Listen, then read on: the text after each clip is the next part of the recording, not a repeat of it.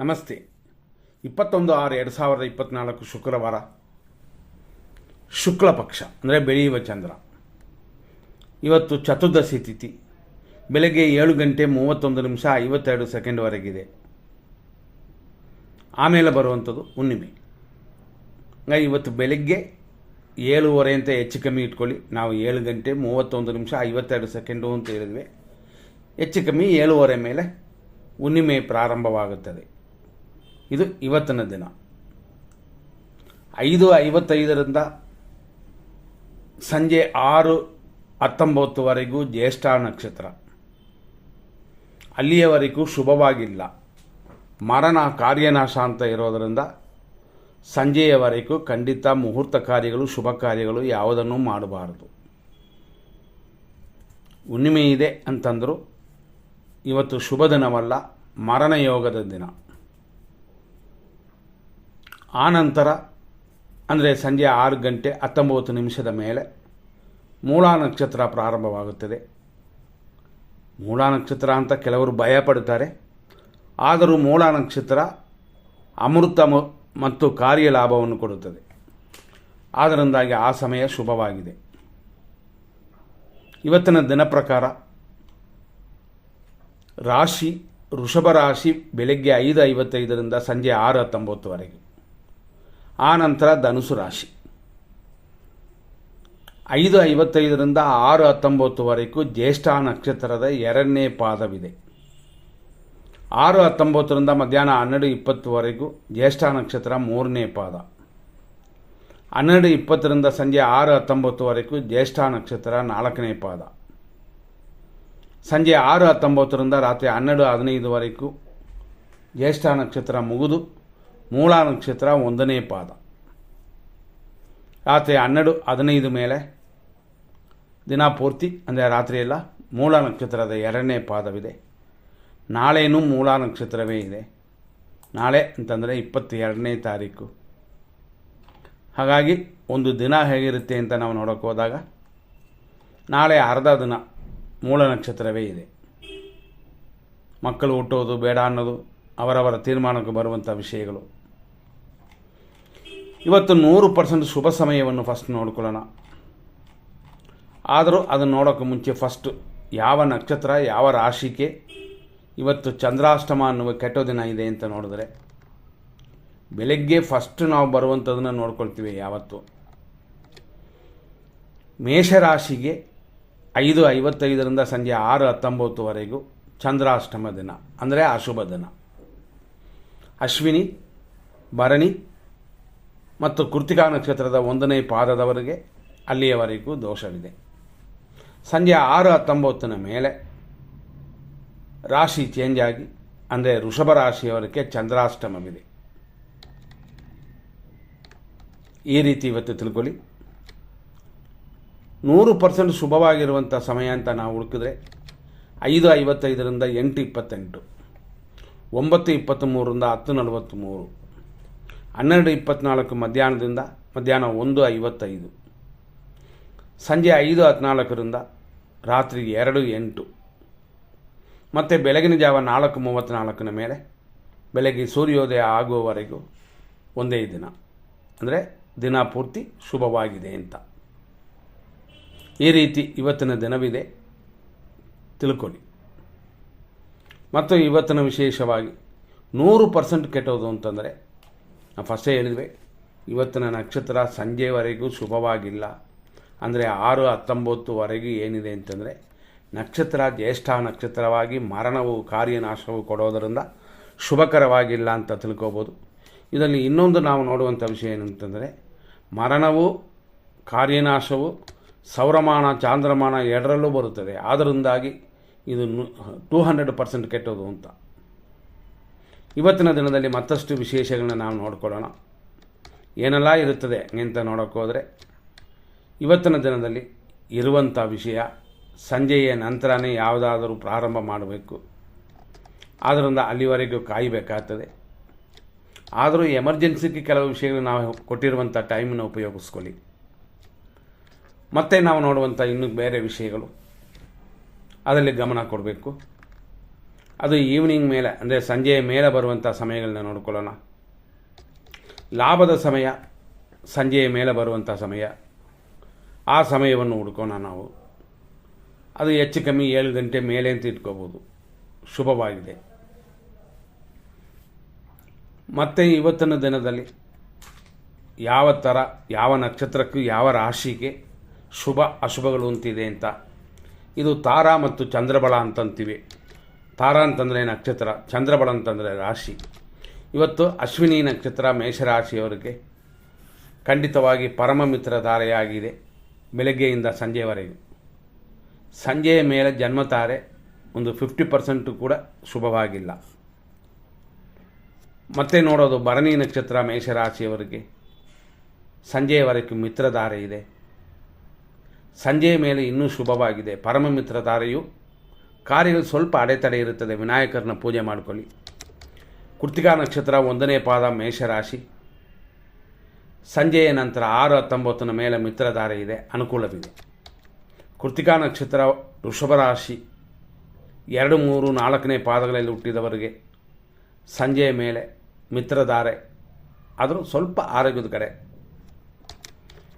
ರೋಹಿಣಿ ನಕ್ಷತ್ರ ವೃಷಭ ರಾಶಿ, ಸಂಜೆಯ ಮೇಲೆ ಶುಭವಾಗಿಲ್ಲ.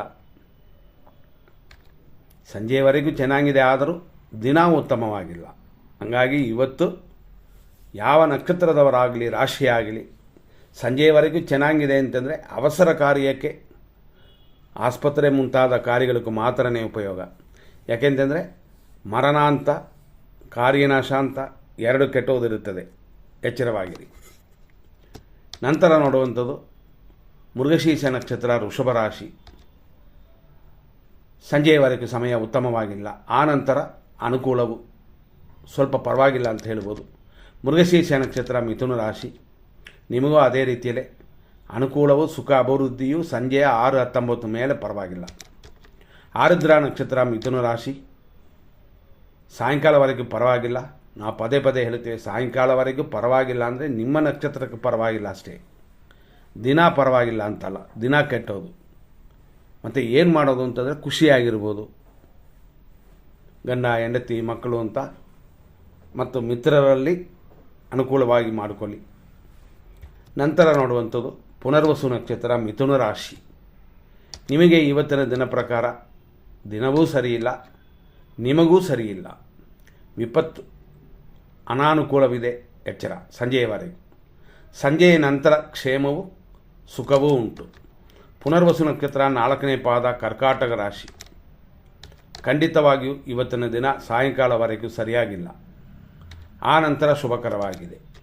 ಪುಷ್ಯ ನಕ್ಷತ್ರ ಕರ್ಕಾಟಕ ರಾಶಿ, ಬೆಳಗ್ಗೆಯಿಂದ ಸಂಜೆಯವರೆಗೂ ಪರವಾಗಿಲ್ಲ. ನಾನು ಎಲ್ಲ ನಕ್ಷತ್ರದವರೆಗೂ ರಾಶಿಗೂ ಹೇಳ್ತಾ ಇರೋದು, ಪರ್ಟಿಕ್ಯುಲರ್ ಆಗಿ ನಿಮಗೆ ಚೆನ್ನಾಗಿದೆ, ಆದರೆ ದಿನ ಉಪಯೋಗವಾಗಿಲ್ಲ. ಆದ್ದರಿಂದ ಖುಷಿಯಾಗಿರ್ಬೋದು, ದಿನನಿತ್ಯ ಕಾರ್ಯಗಳನ್ನು ಮಾಡಿಕೊಂಡು ಹೋಗ್ಬೋದು. ನೆನ್ನೆ ಅಂಗಡಿ ಓಪನ್ ಮಾಡಿದ್ವಿ, ಇವತ್ತಕ್ಕೂ ಅಂಗಡಿ ಓಪನ್ ಮಾಡ್ಬೋದು, ಆ ರೀತಿ ಇಟ್ಕೊಳ್ಳಿ. ಸಂಜೆಯ ಮೇಲೆ ಸರಿಯಾಗಿಲ್ಲ. ಆಶ್ಲೇಷ ನಕ್ಷತ್ರ ಕರ್ಕಾಟಕ ರಾಶಿ, ಸಂಜೆಯ ಮೇಲೆ ಹಣ ವರಮಾನ ಹೆಚ್ಚಾಗುತ್ತದೆ, ಶತ್ರು ಕಾಟವು ದೂರವಾಗುತ್ತದೆ, ಅಂದರೆ ನಿಮಗೂ ಒಳ್ಳೆಯದಾಗುತ್ತದೆ. ಮಕಾ ನಕ್ಷತ್ರ ಸಿಂಹರಾಶಿ, ಪರಮ ಮಿತ್ರಧಾರೆಯಾಗಿ ಸಂಜೆಯವರೆಗೂ ಚೆನ್ನಾಗಿದೆ, ಖುಷಿಯಾಗಿದೆ. ಪುಬ್ಬ ನಕ್ಷತ್ರ ಸಿಂಹರಾಶಿ, ಮಿತ್ರಧಾರೆ, ಇದು ಸಂಜೆಯವರೆಗೂ. ಸಂಜೆಯ ಮೇಲೆ ಪರಮ ಮಿತ್ರಧಾರೆ, ಇನ್ನೂ ಖುಷಿಯಾಗಿದೆ, ಇನ್ನೂ ಆನಂದವಾಗಿದೆ. ಆದ್ದರಿಂದ ಸಾಯಂಕಾಲ ಮೇಲೆ ನಿಮಗೆ ಅನುಕೂಲದ ಸಮಯವಿದು. ಉತ್ತರ ನಕ್ಷತ್ರ ಸಿಂಹರಾಶಿ 1ನೇ ಪಾದ, ಸಂಜೆ 6-19 ನಂತರ ಅನುಕೂಲಕರವಾಗಿ ಶುಭ ಸಮಯವಾಗಿದೆ. ಉತ್ತರ ನಕ್ಷತ್ರ ಕನ್ಯಾ ರಾಶಿ, ಅಂದರೆ 2, 3, 4ನೇ ಪಾದಗಳು, ಸಂಜೆಯ ಮೇಲೆ ಮಿತ್ರತ್ವ, ನಕ್ಷತ್ರ ದೇವರ ಅನುಗ್ರಹ, ಈ ರೀತಿಯಾಗಿ ಈ ದಿನ ಕಳೆಯುತ್ತದೆ.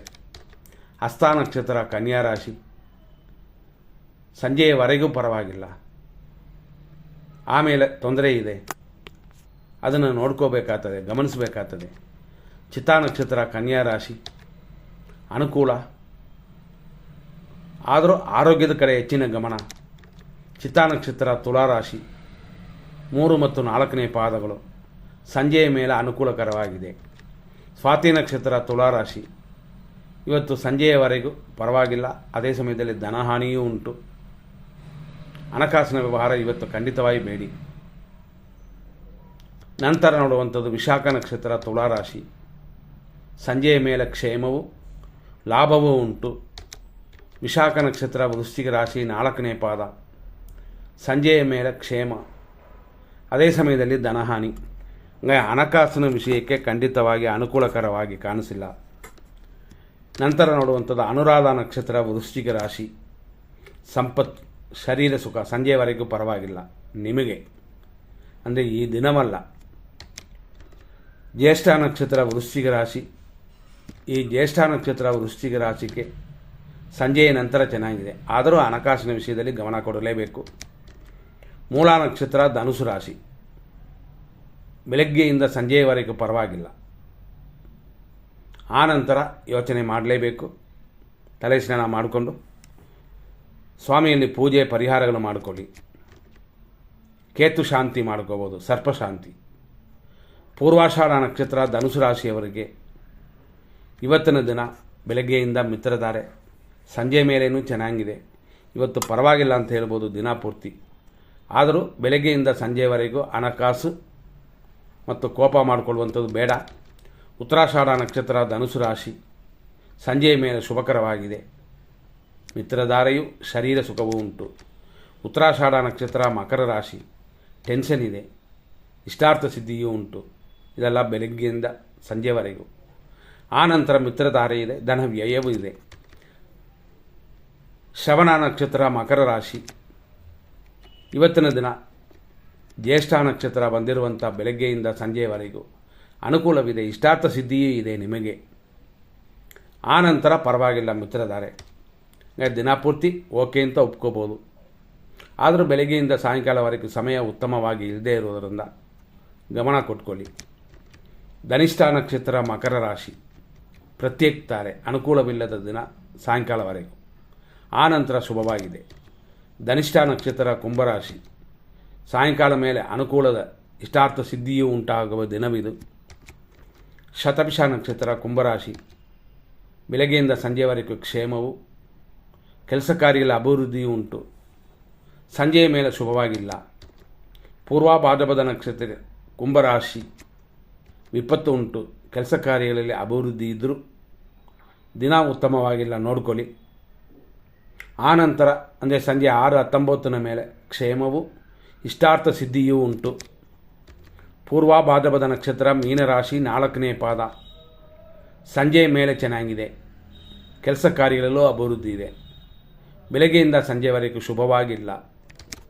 ಉತ್ತರಾಭಾದ್ರಪದ ನಕ್ಷತ್ರ ಮೀನರಾಶಿ, ಸಂಪತ್ತು ಕಾರ್ಯಗಳು ಸ್ವಲ್ಪ ಹಿಂದೆ ಮುಂದೆ ಆಗುತ್ತದೆ, ಪ್ರಯತ್ನ ಜಾಸ್ತಿ ಇರಲಿ. ಆದರೆ ಮುಹೂರ್ತ ಕಾರ್ಯಗಳು ಏನೂ ಮಾಡೋಕ್ಕೆ ಹೋಗಬೇಡಿ. ಸಂಜೆಯ ಮೇಲೆ ನಿಮಗೆ ಅನುಕೂಲಕರವಾಗಿಲ್ಲ. ದಿನ ಚೆನ್ನಾಗಿದ್ದರೂ ಕೂಡ ಉಪಯೋಗ ಇಲ್ಲ. ರೇವತಿ ನಕ್ಷತ್ರ ಮೀನರಾಶಿ, ಸಂಜೆಯ ಮೇಲೆ ಹಣಕಾಸು ವರಮಾನ ಹೆಚ್ಚಾಗುತ್ತದೆ. ನೀವು ಮಾಡುವ ಕಸುಬಲ್ಲೂ ಕೂಡ ಅಭಿವೃದ್ಧಿ ಕಾಣುತ್ತದೆ. ಇದೆಲ್ಲ ಸಂಜೆಯ ಮೇಲೆ. ಇಲ್ಲಿಯವರೆಗೂ ನಾವಿಷ್ಟು ವಿಷಯಗಳನ್ನ ನೋಡಿದ್ವಿ. ಮುಂದಿನ ಸಂಚಿಕೆಯಲ್ಲಿ ನೋಡೋಣ. ನಮಸ್ಕಾರ.